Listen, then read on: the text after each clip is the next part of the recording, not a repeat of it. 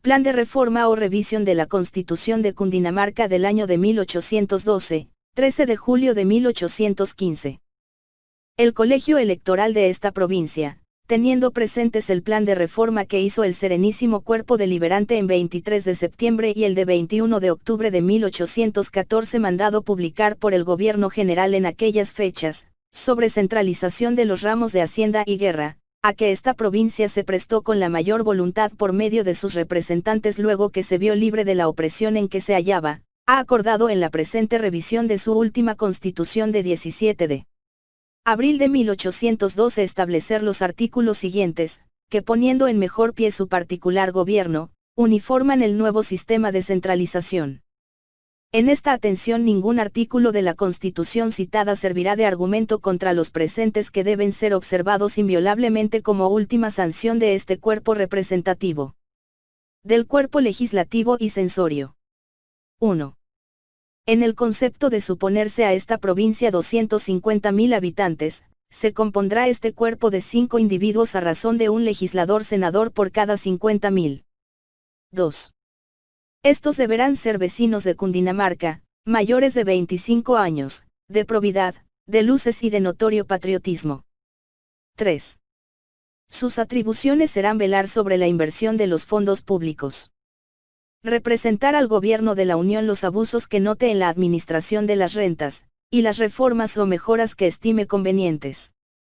Promover el establecimiento de cabildos en los pueblos donde convenga, y las pequeñas municipalidades en todos los demás inferiores a la mayor brevedad, como sea dispuesto en las constituciones de esta República. 4. Toca a la legislatura exclusivamente aclarar las leyes, derogarlas y abolirlas. 5. Toda ley o resolución dada por el Poder Legislativo se pasará al Gobierno para su publicación y cumplimiento. Pero si éste hallase algún inconveniente, lo representará dentro de 8 días, y el cuerpo legislativo tomará de nuevo en consideración la materia, y su resolución se ejecutará sin excusa. 6. Pero si la ley en su ejecución presenta graves inconvenientes o perjuicios públicos, notados estos por el Poder Ejecutivo con la debida comprobación, lo manifestará a la legislatura para que la vuelva a tomar en consideración no obstante lo contenido en el artículo antecedente. 7. La legislatura hará las funciones del Senado, y su primer objeto bajo este concepto será velar sobre el cumplimiento exacto de la Constitución, e impedir que se atropellen los derechos imprescriptibles del pueblo y del ciudadano. 8. Este cuerpo elegirá su presidente y vicepresidente, y los 3 restantes tomarán el asiento que les toque por suerte, debiendo presidir en falta de los primeros el que se haya seguido en el lugar. Las sesiones serán continuas en todo el año, porque a más de los trabajos relativos a la legislatura tienen los del Senado. Por cuya consideración cada legislador-senador disfrutará de 600 pesos anuales, y el secretario, que será del mismo cuerpo, 700 pesos por el mayor trabajo que se le añade. 9. Será renovado este cuerpo por cada colegio, pero sus individuos podrán ser reelegidos. 10. Para que sean válidas sus sesiones deberán concurrir todos sus ministros, y la pluralidad absoluta causará la resolución. 11. Para los casos de ausencias, enfermedades o muerte de alguno de sus individuos, entrará en su lugar el que haya tenido la mayoría en las elecciones de aquella legislatura, para cuyo efecto los secretarios de los colegios electorales pasarán a esta copia certificada del acta de elecciones. Pero en estos casos el subrogado tirará todo el sueldo del ausente o enfermo. 12. Si cuando no haya mayorías, o los que las tengan estén impedidos, se llenarán las vacantes por los poderes ejecutivo y judicial, haciendo la elección como los colegios electorales la practican. 13. El orden con que el Poder Legislativo debe proceder en las discusiones lo establecerá el mismo cuerpo según las materias y su gravedad. 14. Creará una Junta Provincial y Contaduría de Propios, Arbitrios y Bienes de Comunidad, arreglándola en lo adaptable al orden prescrito en la Ordenanza de Intendentes de México, desde el artículo 28, número 35, hasta el 54 y 63. 15. Con estos productos y los más que meditará, creará las escuelas de primeras letras en todos los pueblos de la provincia, sin la menor dilación, dándole las reglas necesarias al gobernador, y la de que precisamente por género de descanso y diversión, concluida la tarea de la escuela, los maestros diariamente enseñen a los jóvenes sus discípulos, media hora por la mañana y media por la tarde, el ejercicio militar. Con la que se dé cuenta anual al gobierno, quien la pasará a la legislatura, tanto del número de jóvenes que enseñen como de sus progresos, para su conocimiento y ulteriores medidas que deban tomarse. 16. Pero si depurados todos los medios no se cubren las cantidades precisas para el salario de estos maestros, tratará la legislatura por medio de su gobierno con el eclesiástico y su V. D. y C. A fin de que se haga un moderado gravamen a los beneficios, bien en los novenos, o en otros productos, como que deben concurrir los curas a la enseñanza pública, mucho más de la doctrina cristiana, como objeto de su primera y más sagrada obligación, de que se alivian y aún descargan con estos maestros. 17. Dará igualmente reglas a los 9 jueces políticos que debe haber en los cantones de esta provincia, como órganos precisos del gobierno, para el mejor orden y fomento de sus habitantes en todos ramos. 18. Estos cantones serán el de Boza, con los pueblos de Soacha, parroquia de Tena, Usaquén, Suba, Fusagasugá, Tibacuí, Pasca, Pandí y Cundey. 19. El de Ubaque, Concaquesa, Chipaque, Choachí, Une, Fosca, Fomeque y Usme. 20. El de Guaduas, Convilete, Sasaima, La Vega, Nocaima, Quebrada Negra, Chaguaní, Vergara y Nimaima. 21. El de Chiquinquirá, Consuce, Simijaca, Saboyá, Muso, Palme, Maripí, Coúper, Pauna y Yotocó. 22. El de San Martín, Concumaral, San Juan, Medina y los pueblos de estas misiones. 23. El de Zipaquirá, Conchía, Cajicá, Tabio, Nemocón, Sopó, Gachancipa, Tocancipa, Cucunubá, Tausa, Ubaté, Fuquene, Sutatausa, Pacho, Cogua, Cota y la parroquia de la Mesa de Ubaté. 24. El de Bogotá, Confontibón, Facatativá, Tejo, Cerrezuela, Bojacá, Zipacón, Engativá y Subachoque. 25. El de Tocaima, con la Mesa, Colegio, Bituima, Santa Rosa, Nilo, Piedras, Anapoima, Anolaima, y los que con la división de Mariquita puedan aumentarse. 26. El de Choconta, Concesquilé, Guatavita, Huasca, Gacheta, Chilpasaque, Macheta, Titirita, Manta y Sueca. 27. Los sueldos de estos jueces políticos los asignará la legislatura a proporción de los productos que manejan, del trabajo, y de lo que el gobierno general señale por lo primero. 28. La elección de los jueces políticos la harán los pueblos de estos cantones por medio de apoderados nombrados a este efecto. Pero deberán poner los ojos en personas de notoria probidad, de luces y de calificado patriotismo. 29. Hecha esta elección, los nombrados ocurrirán al gobierno a obtener el respectivo título, precediendo su aprobación. 30.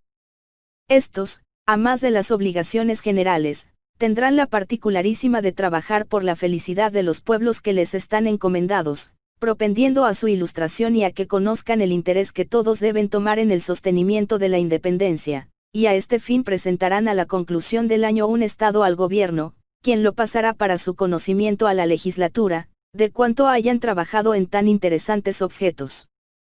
31.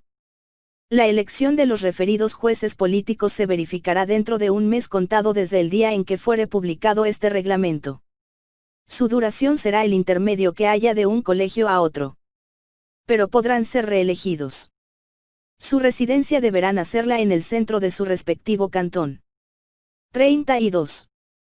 En las contribuciones que el cuerpo deliberante de la nación imponga a esta provincia, solicitará la legislatura que en el papel ministerial se estampe una nota de los contribuyentes y la cuota, así para satisfacción de estos, como para que la legislatura, a quien antes tocaban estos repartimientos, pueda, instruida de sus pormenores, representar lo conveniente en favor de la provincia, siendo necesario. Del Poder Ejecutivo y sus atribuciones. 33. El poder ejecutivo lo ejercerá el gobernador en toda la provincia. Este lo nombrará el colegio electoral, y aunque su duración será el intermedio que haya de un colegio a otro, podrá ser reelegido por una vez, y gozará del sueldo de 1.500 pesos anuales. 34. Su primera atención la pondrá en fijar una sola opinión, extinguiendo partidos y velando sobre el castigo de cuantos promuevan divisiones, como enemigos de la independencia. 35. Cumplirá exactamente las órdenes del gobierno general en lo relativo a los ramos de Hacienda y Guerra. Mas si su ejecución en algún caso ofreciere graves inconvenientes, lo representará al mismo gobierno general, cuya resolución observará si se le previene de nuevo. 36. Corresponde al gobernador el ejercicio de todas las funciones respectivas a lo político, económico y gubernativo de la provincia en todo lo que no sea legislativo y contencioso, sujetándose al tenor de las leyes. 37. En consecuencia, tomará las providencias más activas para la total extinción de los vagos, procurando que todo hombre viva ocupado y se alimente de su trabajo. 38. Tiene bajo su inmediata protección todos los establecimientos públicos. Por esta obligación visitará la provincia a lo menos una vez al año para procurar su felicidad por todos los medios que estén a su alcance. 39. Es privativa del gobierno provincial la provisión de empleos en los ramos puramente civiles, políticos y judiciales que no correspondan al colegio electoral ni a los apoderados de los pueblos, y los títulos de todo empleado se librarán por el mismo gobernador sin exacción de derechos. 40. Anunciará a todos los pueblos del Estado las vacantes de los empleos cuya provisión pertenezca al gobierno de la provincia, verificándolo por medio de la imprenta, y no los proveerá hasta que haya corrido el término de un mes después del anuncio, a fin de que los ciudadanos puedan hacer sus pretensiones, cuya omisión causará nulidad en la provisión. 41. En las vacantes de empleos correspondientes a la Administración General cuidará de recomendar a los ciudadanos beneméritos de esta República, para los que en justa proporción de la totalidad de las provincias unidas se deban proveer en ellos. 42. El gobernador no podrá entrometerse en el ejercicio y funciones del Poder Judicial. 43. Tendrá un secretario y el competente número de oficiales para el despacho de los negocios, nombrados a su satisfacción, supuesto que las faltas que cometan serán de su responsabilidad. 44. El gobernador saliente dará al entrante exacta relación del estado de la provincia, de sus progresos o atrasos que haya tenido durante el tiempo de su gobierno, de los proyectos de reformas, obras públicas, y de los demás objetos que deban principiar, o se hallen comenzados, o estén para concluirse, y sobre las misiones de indios de San Martín y San Juan de los Llanos, a fin de que no falten misioneros, ni la congrua o estipendio que debe pagárseles del ramo de vacantes, sin que esta obra pía en el grado más eminente sirva en ningún tiempo de apoyo para imponerles carga o pensión a los indios, como tiránicamente se la habían impuesto los españoles. 45. El gobernador conservará las distinciones y honores que hasta ahora se ha acostumbrado dar a los presidentes, y usará de banda y bastón. 46. Para la ejecución y puntual observancia de las providencias del gobierno, puede publicar bandos y decretos. 47. El gobernador y su teniente no tendrán entre sí parentesco de consanguinidad o afinidad dentro del cuarto grado, inclusive de las atribuciones del teniente gobernador. 48. El teniente gobernador deberá ser letrado, y su nombramiento lo hará el colegio electoral.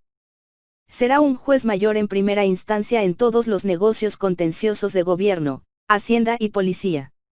49. Estará bajo su inmediata inspección lo económico de policía. 50. Suplirá las faltas del gobernador despachando en el Poder Ejecutivo, en caso de enfermedad, ausencia, muerte o cualquier otro impedimento legal, en cuyo caso hará sus veces el que haya tenido la mayor la de votos en la elección. Pero si éste estuviere impedido, y no hubiere habido sufragios por otro que por el electo, la legislatura nombrará inmediatamente quien le subrogue hasta que reunida la representación provincial dentro de segundo día nombre nuevo gobernador, si la falta fuere perpetua, o hasta que cese el motivo de su suplencia. 51. El gobernador así nombrado por la representación provincial durará hasta que, reunido el colegio electoral, elija en propiedad. 52. La duración del teniente gobernador será el intermedio que haya de un colegio a otro. Pero podrá ser reelegido por una vez. Gozará del sueldo de 1.200 pesos. Solo tendrá tratamiento de señoría en lo de oficio. Usará bastón y su asiento será después del gobernador. 53. No exigirá derechos algunos a los que litiguen ante él bajo ningún pretexto. 54. Actuará con el escribano de gobierno, y éste, en la exacción de derechos, se arreglará al arancel que inmediatamente dará la legislatura. 55. Será presidente de la Junta de Hospicios y cuidará de las rentas de estas casas piadosas y de su inversión con la escrupulosidad que demanda la naturaleza de un establecimiento tan útil a la sociedad. 56. Lo será también del cuerpo cívico y de la Junta Provincial de Propios, Arbitrios y Bienes de Comunidad. Pero sin voto deliberativo. 57. En las causas cuya materia sea del resorte del Gobierno General, irán las apelaciones del juzgado de tenencia al tribunal que designe para ellas el cuerpo deliberante, y en las que son peculiares a esta provincia, al de apelaciones de ella. 58. Por ahora, y mientras el Gobierno General dispone otra cosa, el teniente gobernador hará las funciones de auditor de guerra. 59. Toca y pertenece al teniente gobernador, como una de sus principales atenciones, la conservación y propagación del precioso fluido de la vacuna. Justicia civil y criminal. Primeras instancias. 60. 2 alcaldes ordinarios elegidos anualmente por el cuerpo de apoderados administrarán la justicia civil y criminal, aconsejándose con letrados de su confianza, que pueden ser recusados hasta el número de 3, para cada causa, bajo de juramento como hasta aquí. 61. Los alcaldes ordinarios letrados pueden asesorarse, y en este caso solo los asesores son responsables de sus providencias. Y en el de decidir por sí solos llevarán los justos derechos de asesoría. Y habiendo comenzado a entender en el negocio, ni el alcalde podrá consultar a asesor, ni el que lo haya sido podrá dejar de proseguir en él, sino por recusación o legítimo impedimento, so pena de devolver cada uno respectivamente los emolumentos que haya percibido. 62. Si el alcalde letrado, procediendo por sí solo, fuere recusado, se asociará con su compañero, el que siendo lego tomará consejo de profesor. Y si el alcalde acompañante fuere recusado, el otro tomará sucesivamente por socio otro letrado, con arreglo a lo prevenido en el artículo 60. 63. La recusación de jueces y asesores, se hará sin expresión de causas ni firma de abogado, y si se expresaren, se devolverá el escrito como inepto. 64. Los alcaldes ordinarios y sus asesores deben fundar sus providencias definitivas e interlocutorias, que contengan gravamen irreparable, citando individualmente las leyes en que apoyen su decisión. 65.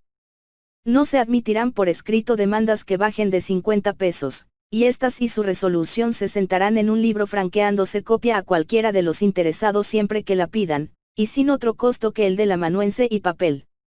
66.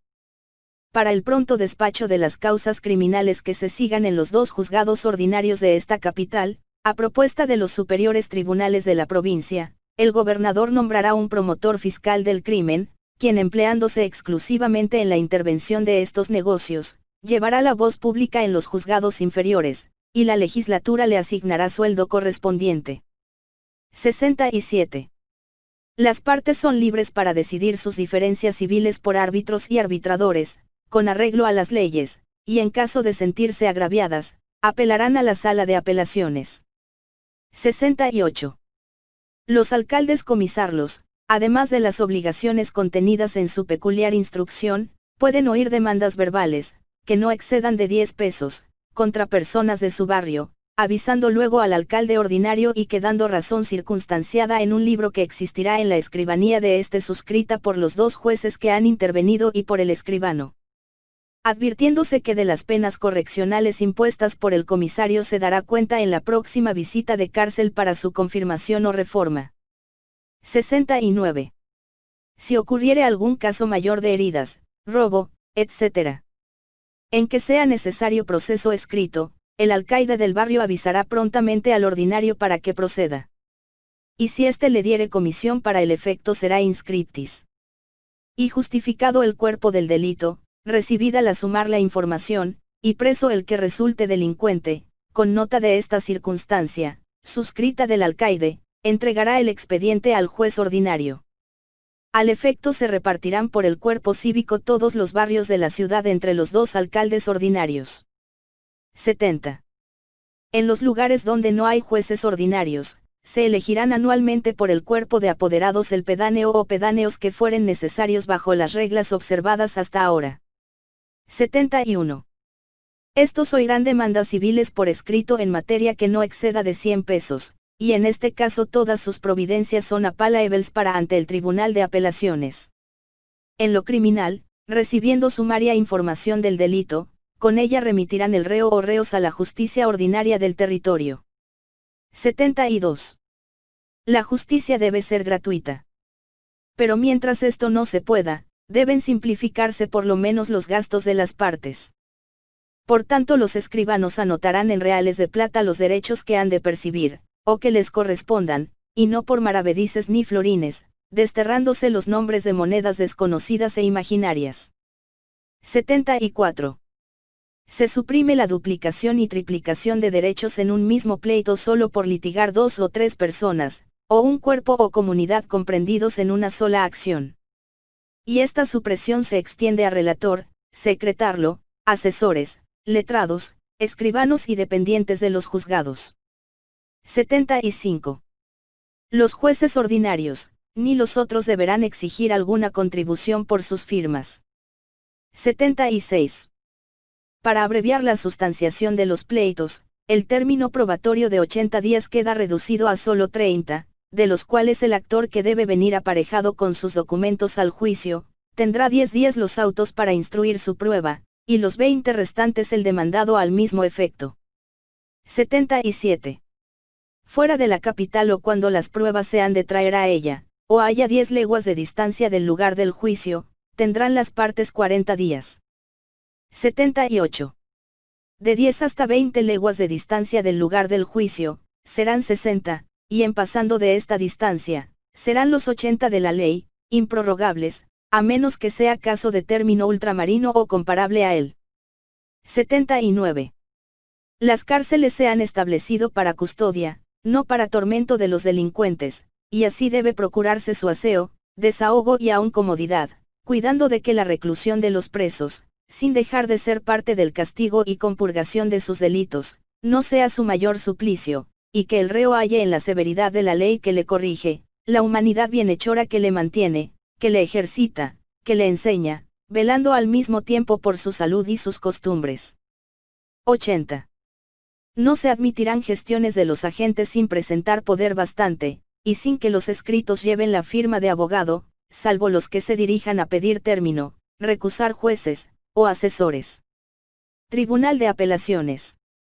81. El Tribunal de Apelaciones conoce en este grado de todos los negocios contenciosos. 82. Se compondrá de 3 ministros y un fiscal, que también lo será del Tribunal de Súplicas. Tendrá un relator, un escribano y un portero. 83. Los jueces de esta sala durarán el intermedio que haya de un colegio a otro, y turnará por suerte la presidencia cada 4 años. 84. Cada parte puede recusar un ministro con el juramento de la ley, y de ningún modo con expresión de causas. 85.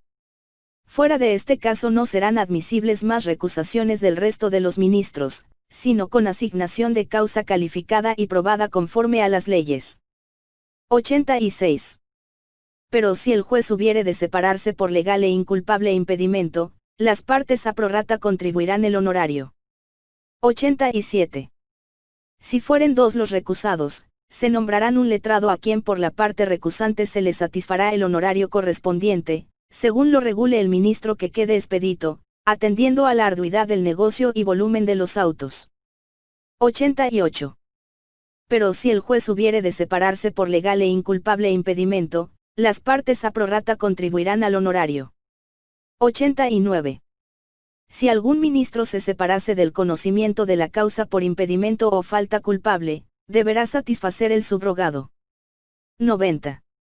Por recusación, discordia o impedimento de algún ministro para sentenciar en una causa entrará a subrogarle el alguacil mayor, como suplente nato, sin llevar derechos, y ninguna causa podrá sentenciarse sin estar completa la sala.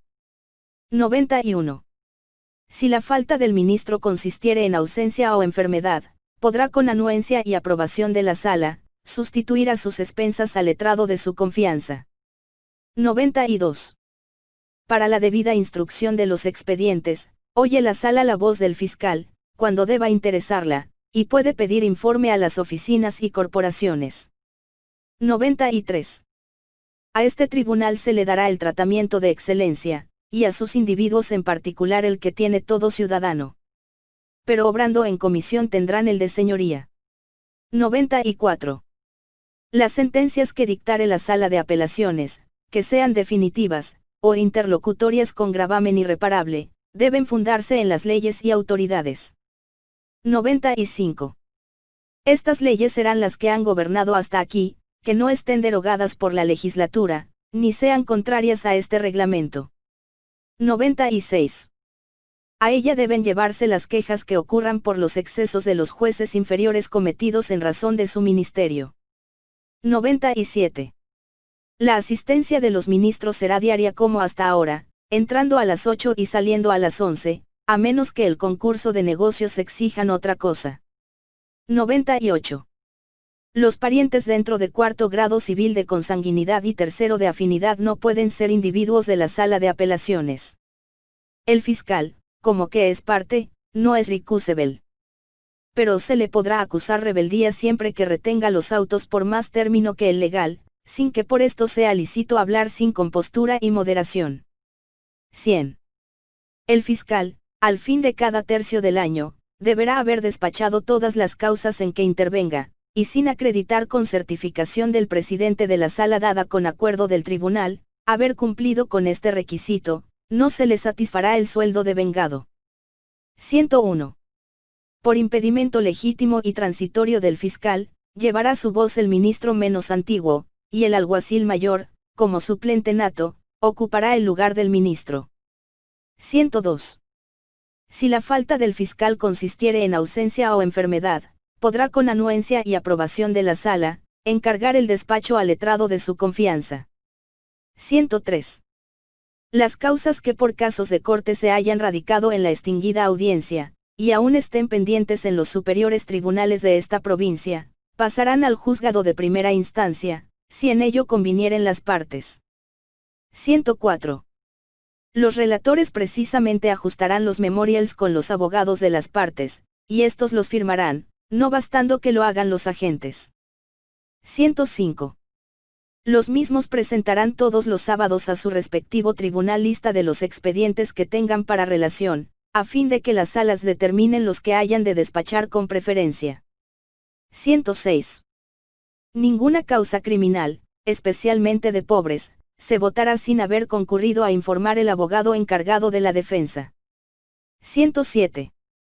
El escribano de esta sala, y el de la de súplicas no podrán exigir los derechos llamados de vista y tiras, los que quedan suprimidos sin lugar a reclamaciones.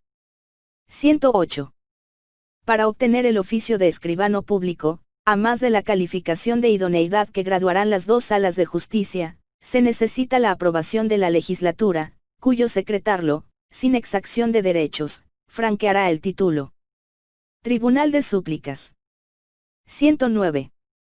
Este tribunal se compone del mismo número de jueces que el de apelaciones, con el fiscal, que lo es también de aquella sala. 110. La presidencia se turnará del mismo modo que en la de apelaciones, y tendrá tantos subalternos como aquella. 111. La parte que quiera que su causa se vea con mayor número de jueces, lo solicitará cuando mejore la súplica consignando los salarios que se regulen a 2 con jueces que nombrará el tribunal, y serán los únicos que deberán aumentarse. 112. Corresponde a esta sala el conocimiento de los recursos de súplica, de hecho, queja y agravio que a ella se lleven de la de apelación, arreglándose a los trámites y formalidades establecidos por las leyes sobre este particular. 113. En las recusaciones de los ministros del Tribunal de Súplicas se observarán las mismas reglas que están establecidas para la de apelación. 114. De las sentencias pronunciadas en dicho grado no hay otro recurso que el extraordinario de injusticia notoria, siempre que se interponga dentro de 60 días ante el mismo tribunal que profirió la sentencia, sin perjuicio de su ejecución. 115. La parte que lo interponga consignará, o afianzará al mismo tiempo que lo intente la cantidad de 500 pesos.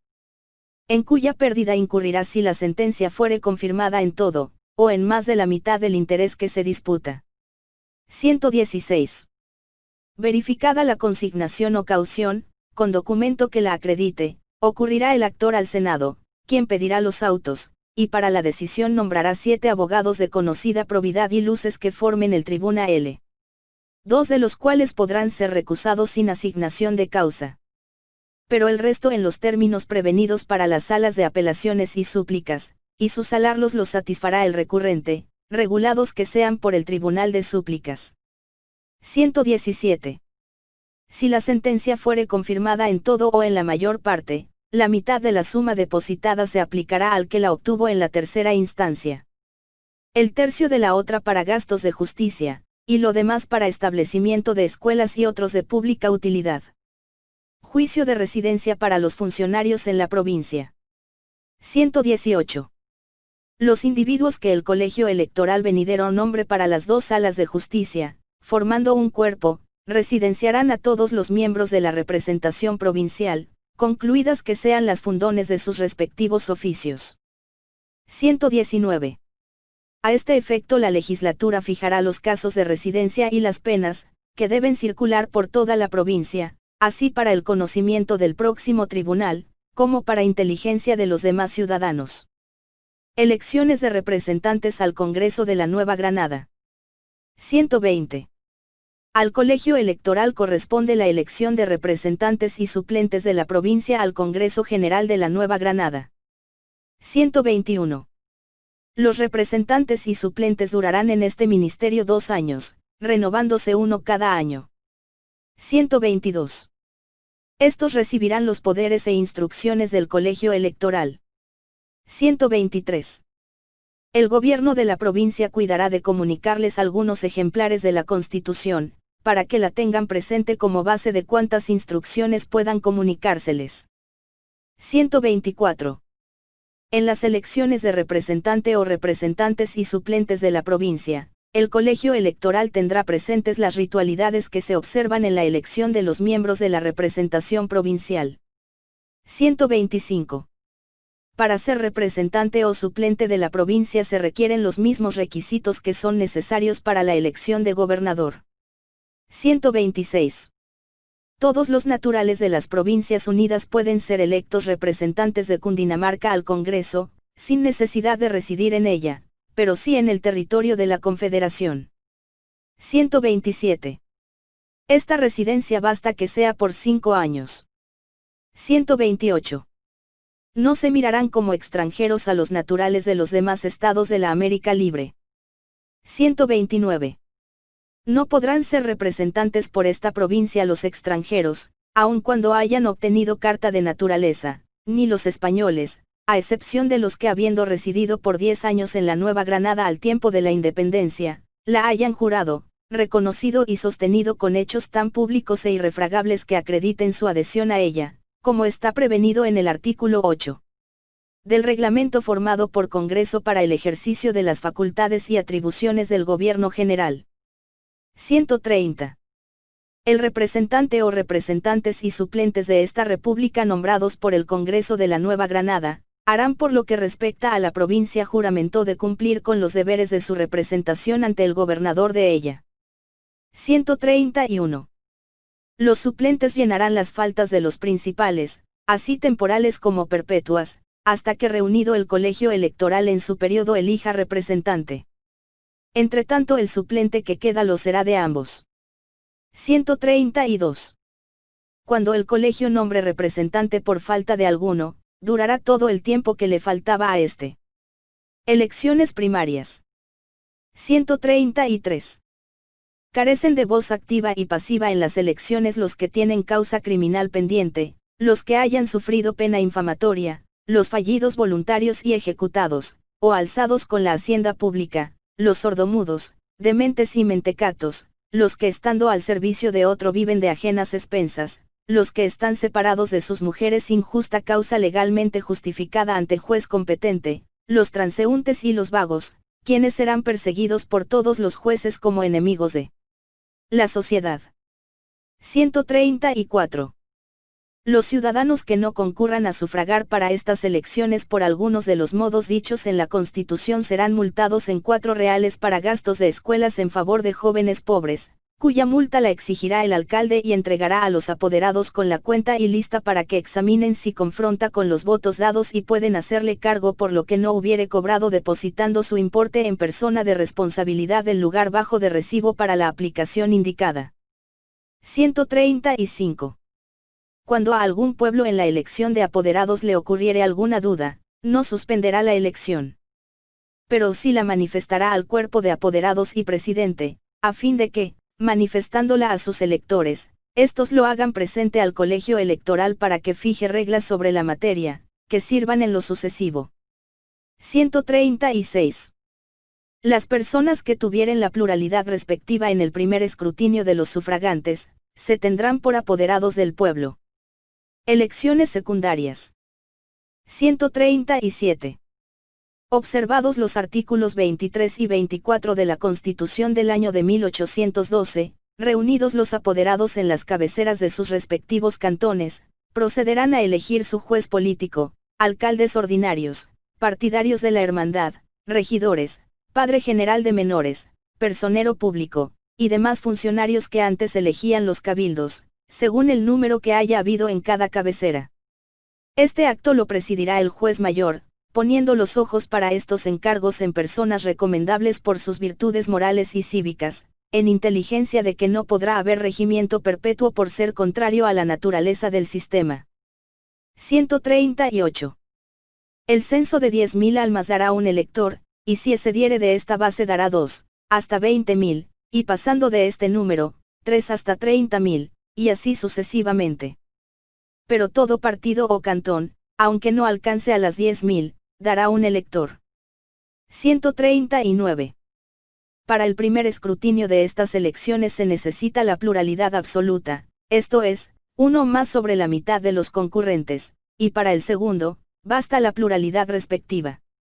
140.